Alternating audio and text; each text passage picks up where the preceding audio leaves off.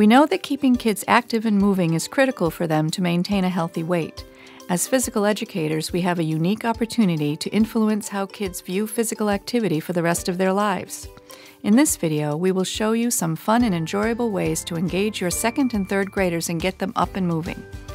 Each activity minimizes the amount of time kids remain sedentary during class, and many are conducive to smaller spaces.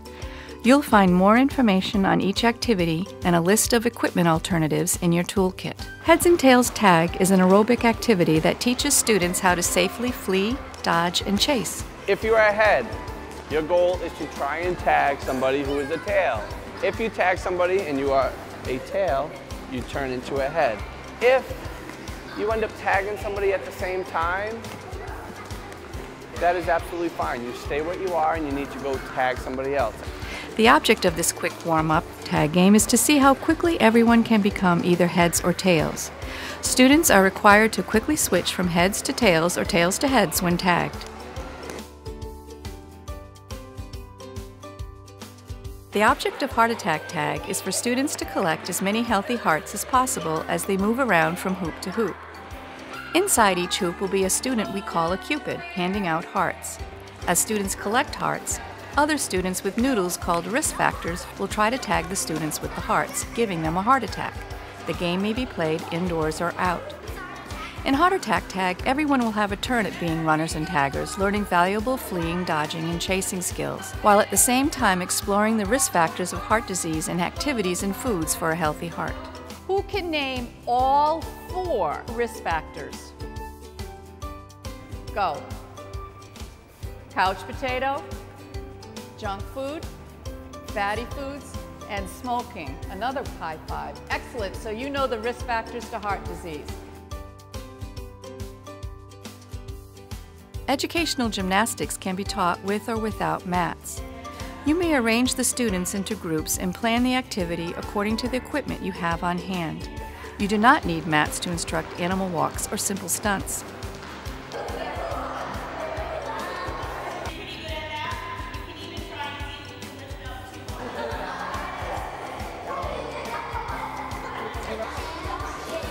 It's important that students just try their best and not push their bodies to the point of injury. Not everyone will be able to do every exercise. These activities help develop a variety of skills such as balance and flexibility. We're going to try a couple of partner stunts. You're kind of going to quiz each other a little bit on, do you remember how to do these different skills that we've been working on? Educational gymnastics with a partner is a great opportunity to have students assess how much they know about everything they have been learning. Each student has a clipboard and together with their partner moves through various fitness stations such as animal walks, simple stunts, and body positions.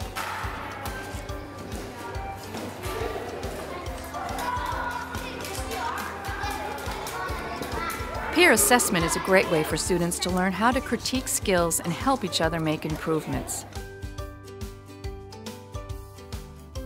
Deck ring activities like Guard the Cone help students develop locomotor skills. Students begin by dribbling a deck ring or a beanbag with their feet, attempting to touch as many cones as they can. The kids may find this easy, but it gets harder when you add students in to guard each cone. Dribblers will need to sneak up on the guard from the side or behind to score a point and touch the cone.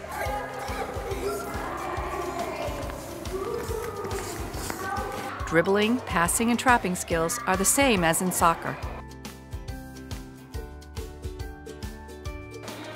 Body part math is a game that encourages cooperation and critical thinking while promoting vigorous exercise between math problems. Skipping, skipping, skipping, skipping. 5 thumbs, 5 thumbs. Find a group with 5 thumbs.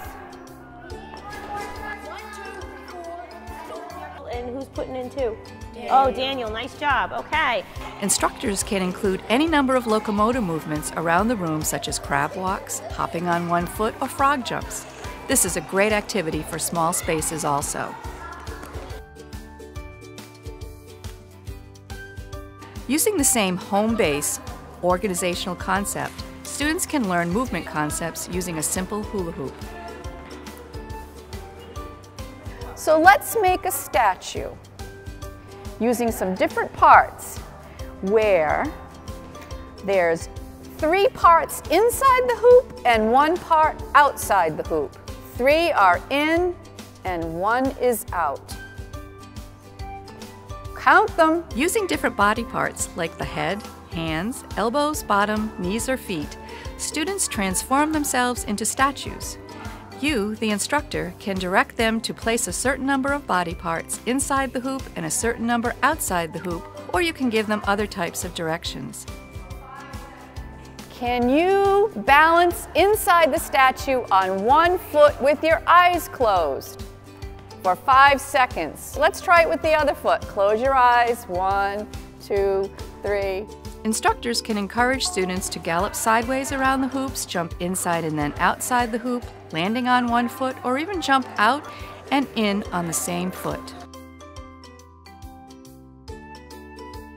Scarf or plastic bag juggling is an activity that is conducive to smaller spaces and can be made progressively more difficult as students become more adept. You have to throw the scarves one at a time. You have to say to yourself, toss, toss, catch, catch.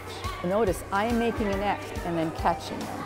A third scarf or bag can be added to increase the skill level. This is excellent for developing eye-hand coordination and crossing the midline of the body. The aerobic over-under game encourages students to perform a fitness activity vigorously while the music is playing. Your job is to go over and under as many people in the room as possible. Students quickly create human hurdles by using the bridge and crab positions. Partners switch places during the second round.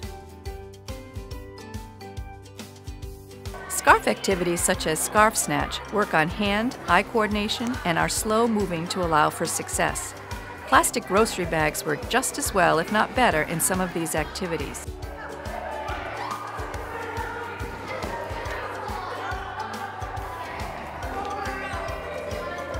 Whenever you can hit 2 birds with 1 stone, go for it.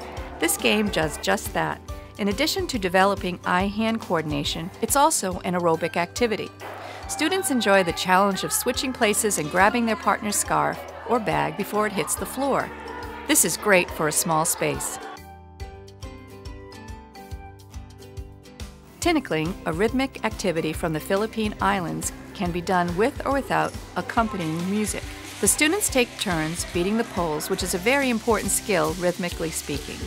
In, out, out, in, out, out. Inexpensive PVC pipes from your local home improvement store or even plastic hockey sticks can be used to create the sticks used in this game.